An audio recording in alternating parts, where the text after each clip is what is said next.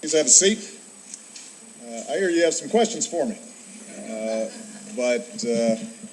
let me just make a few remarks at the top, and then I'll open it up. First of all, I want to reiterate what I said on Friday. Right now, our economy is still recovering from a very deep and damaging crisis, so our top priority has to be jobs and growth. We've got to build on the progress that we've made, because this nation succeeds when we've got a growing, thriving middle class. And that's the idea at the core of the plan that I talked about on the campaign trail over the last year. Rewarding manufacturers and small businesses that create jobs here, not overseas. Providing more Americans the chance to earn the skills that businesses are looking for right now. Keeping this country at the forefront of research, technology, and clean energy. Putting people back to work, rebuilding our roads, our bridges, and our schools, and reducing our deficit in a balanced and responsible way. Now, on this last item, we face a very clear deadline that requires us to make some big decisions on jobs, taxes, and deficits by the end of the year. Both parties voted to set this deadline, and I believe that both parties can work together to make these decisions in a balanced and responsible way. Yesterday, I had a chance to meet with labor and civic leaders for their input. Today, I'm meeting with CEOs of some of America's largest companies, and I'll meet with leaders of both parties of Congress before the week is out, because there's only one way to solve this challenge, and that is to do it together. As I said before, I'm open to compromise and I'm open to new ideas.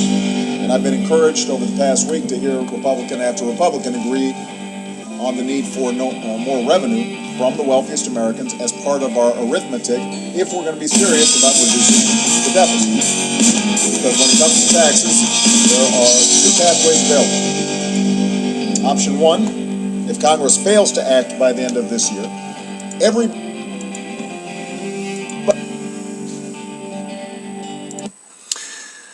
All right, welcome to Tribulation 5/15/2011. Today is August 14th, 2013, and my friends, we have reached day 822, and we are stuck in the mud, and we are getting more stuck in the mud as every minute goes by. You know, this is my personal witness and testimony to the tribulation that is literally unfolding right in front of my very eyes, and the world continues to spiral downwards into the muckety-muck. Now, that clip you were watching of our beloved President Barack Obama, and you know what, we should continue to pray for him, that God opens his eyes and that he is seeing the light and walking us down that path. But that was from a press conference he held November 14th, 2012, a year ago. And nothing's changed. You know, he was flapping his lips and nothing changed. But you know what? Things are changing, my friends. Like I said, Obama gave that press conference November 14th, 2012. You know what also happened on that day? We had a solar eclipse. You know, the entire world saw it.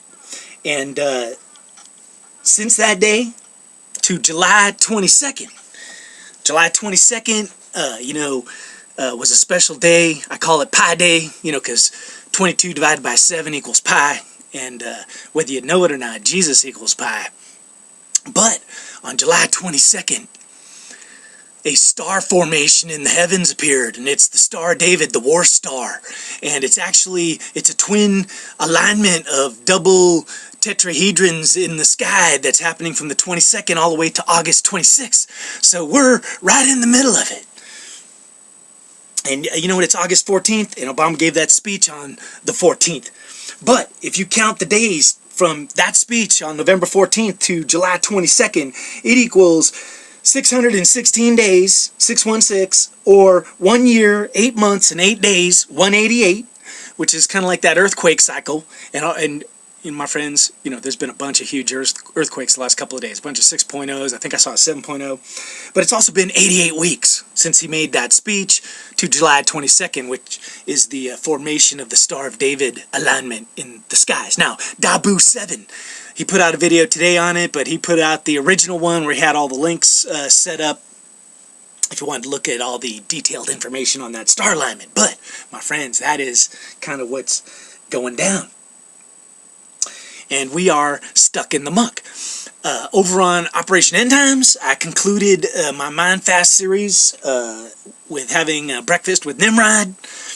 And Nimrod is in play, my friends, because Nimrod's kingdom began with Babel and Cush and Egypt and all those countries over there. And hey, guess what? Egypt is stuck in the muck, man. The mire. The military is firing on the citizens. The Muslim Brotherhood is firing on the military. It's a quagmire, and the Obama administration is stuck in it. John Kerry was talking about it today, and I think Chuck Hagel, the Secretary of Defense, is out there flapping his lips too. But I wrapped up the Mind Fast series talking about Nimrod and his kingdom and what he was all about. But the Star of David, the tetrahedrons, it's also known as Metatron's cube, the seed of life. But way before Israel ever came into existence, because that's they use it, and it has everything has both dark and light connotations. So the Star of David has a meaning for the nation of Israel and for Jewish people. It has a meaning for those walking in the light, and it also has a meaning for those walking in the darkness, the shadow path. It's used by the occultic, and they use that Star of David. They believe it's some kind of interdimensional portal where you can either go through or bring something forth from the spirit realm into the carnal world. And so that may be in play, my friends. But the original society that was looking at that tetrahedron and the Star of David, the two triangles merged into one another, was the Tower of Babel and Nimrod. So there's the connection, breakfast with Nimrod. And that's in play. I'm going to be talking about that over on Operation End Times. I'm going to be starting a brand new series. The first one, part one, let's say, is going to be called Your Job. And Obama, a year ago, he said the most important thing is getting you jobs. And you know what? A year later, he's saying the same thing. He's out there on the campaign trail saying, hey, everything's not so bad. Just got to get everybody some jobs.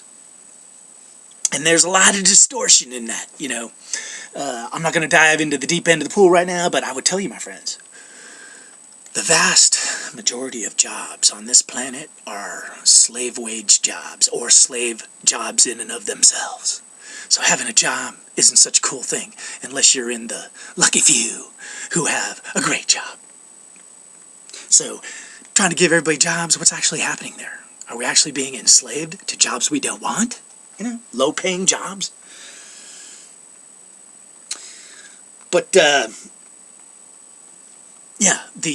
Your Job, Jobs being Steve Jobs. And the Steve Jobs movie starring Ashton Kutcher opens up this Friday, 8/16. And what's amazing is the last Tribulation blog that I just did was Tribulation Day 8/16. And what was odd, my friends, is the sunspots on the sun have been aligned with the tribulation days. It was just for a 5-day period, but 8/16 I think was the last day where they lined up, and I think those are the sunspots that are popping right now, shooting off some CMEs and whatnot, and then this big ass solar coronal hole. But the Stephen Jobs movie opens up starring Ashton Kutcher. I worked at Apple for 18 years. Now, Steve Jobs, he was Assyrian, I do believe. He was adopted. But I'm going to be talking about Stephen Jobs. I'm going to be talking about jobs. What job do you have? What job should you have? Who are you working for? And Job, the end time man. And the circle completes because I started out Operation End Times talking about Job, the end time man. So we'll probably go back and revisit some stuff and open up a whole new can of worms and a whole new mind of understanding of what's going on, not only back then, but right now, my friends. So we're stuck in the mud. The big story on the news today, Tribulation. I think I was and on Operation. I've been talking about the running of the bulls, the stampede. Today the big story is some rodeo clown wearing an Obama mask. Talked about Obama being a clown and the bulls running him over. Oh, coinkydink, isn't it? And Obama comes from Chicago, which is the home of the Bulls. Today is day 822 of the tribulation count. That in of itself is almost meaning something. 22 is the number of Jesus, the master architect. 8, that Star of David is in its 13th alignment since 1989. And what's also coinciding with the Star of David is going into 2014 and 2015, we're having a tetra of blood red moons, man, that are perfectly aligned with the Jewish calendar, and all of that is lined up. But the tetras, they say it is the 8th set of tetras since the time of Jesus Christ. So 8 times 22. What does that equal, man? 160, 176. Yeah, and I think if you look at the that timeline for the Star of David, it's 176 and 176. The numbers are all adding up, my friends. It's absolutely mind-blowing. And the Star of David alignment is the perfect. It's 13, 13, 13, and 13. But 3 times 13 is 39, and I've shown you that occultic line going across America on the 39th longitude, I believe it is. Whatever the horizontal lines are. If those are latitudes, I think it's longitude though. But Nimrod, I was telling you, he was the first of his kind, someone who mastered the mind fast. Nimrod backwards is dormin, which sounds like the door to your mind, or something that was dormant that now becomes activated, or dominion, having dominion over something. So we're going to get deeper into Nimrod, talking about your job, Jobs, and Job, the end time man. And over in Operation End Times with Mindfast, we were talking about getting your high tower of power in place, the firm foundation, tilling the soil of your mind. But we were talking about slaying giants, being a flagon and slaying a dragon. But you know what, my friends, there are giants out there, and Steve Jobs was one of those giants, man. There's other giants, and I'm not listing all of them, but I'm just telling you, the giants are here, and it's not about physical dimensions no more. It's about power and changing the world. But Bill Gates, the head of Microsoft, and all their companies kind of have spiritual sounding names too. Bill Gates, everybody's talking about the gates. The occultic line goes towards the Golden Gate in the West. The gate of man, the gate of God in the zodiac, which is what this Star of David alignment is perfectly aligned with right now. Steve Jobs, Apple, with the bite out of it, takes us back to the Garden of Eden. Zuckerberg, head of Facebook, the Book of Life, the Facebook, facing God, facing the truth. Larry Ellison, Oracle, telling the future. And King Bezos, of Amazon, who just bought the Washington Post, man. They're all giants walking around, and, I'm not saying they're going to be slayed, but, Steve Jobs was here today and gone tomorrow. But, we're going to get a little deeper into Steve Jobs. I'm going to give you some insight, because I knew the man. But there are giants to slay, and David slew Goliath, and Nimrod was a hunter of men, a slayer of men. So that's a little bit about what's in play, my friends. Okay, last few notes on stuck in the muck. Egypt, muckety-muck. Syria, muckety-muck. The economy, muckety-muck. Obama talked about the deadlines and getting some kind of cooperation. We're a year down the road. The deadlines loom, and the going off the fiscal abyss looms, The biggest muckety-muck, in my opinion, is Fukushima. I think we're 2 years down the road. The radiation is leaking everywhere. It's going to completely destroy the Pacific Ocean, man. It's a disaster beyond the grasp of most people's minds, and it's all being covered up. 826, we'll see what happens. That's when the Star of David alignment ends. It's known as a war star. 826, 8 is 4 plus 4. 44. 26 is 2 times 13, which almost looks like 2013. I'm telling you, my friends, everything is lining up.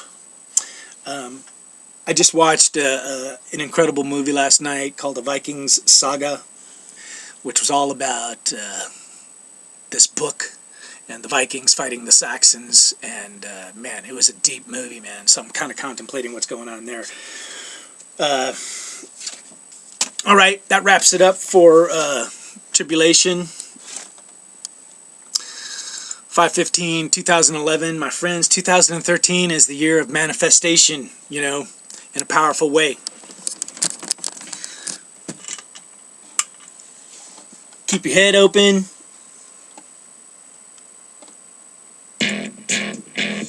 Steve, it takes guts to drop out like you did. Higher education comes at the expense of experience. Think positive. Change the world, baby. Boss! What are you working on? It's a computer terminal that hooks up to the TV for the display.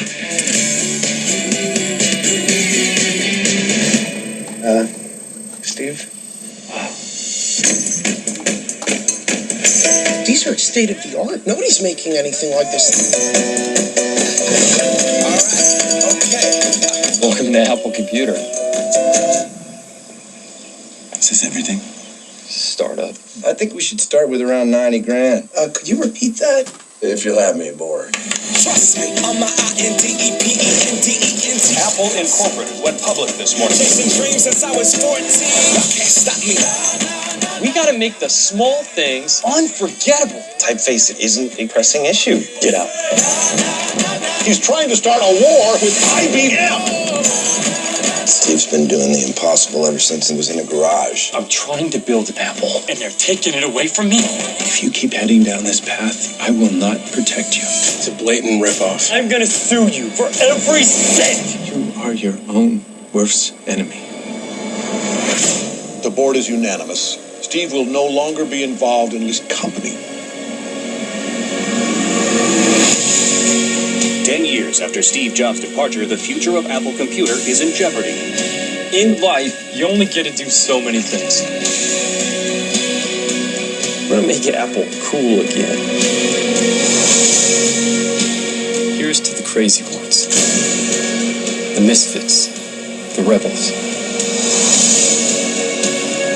Because the people who are crazy enough to think they can change the world are the ones who do.